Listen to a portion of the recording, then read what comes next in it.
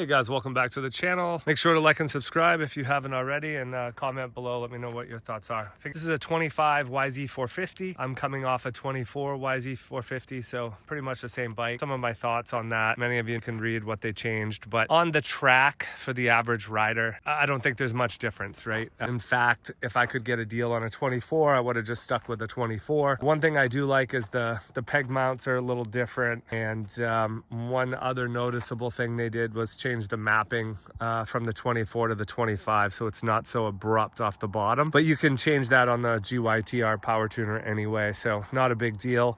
Overall, I think the Yz450 is the most versatile bike you can get today. That tuner, it comes stock with really good suspension, and I would argue someone between 155 and 185 to 190 can make the stock stuff work. You get a great motor, you get a pretty good chassis, I would say the second best chassis in the class, and you get the best suspension in the class.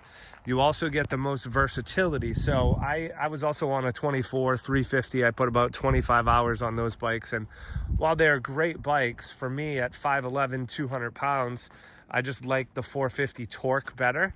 I don't have to shift it as much, and the biggest thing was on the 350, you still have to rev it in the higher RPM range the whole time to keep the thing moving, especially, you know, Southern Cal or where you just have hard packed tracks. But if you look at our dirt here in New England or on the East Coast, it's wet, loamy dirt.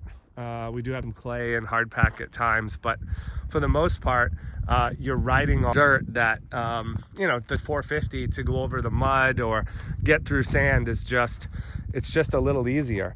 And the fact that you can tune these to be whatever you want is the other big advantage, in my opinion. So if I'm a guy that's contemplating a 450 or a 350, for me at 5'11", 200 pounds, vet rider, I think the 450. I've tried the 350, and you can even listen to Kiefer and some of the others.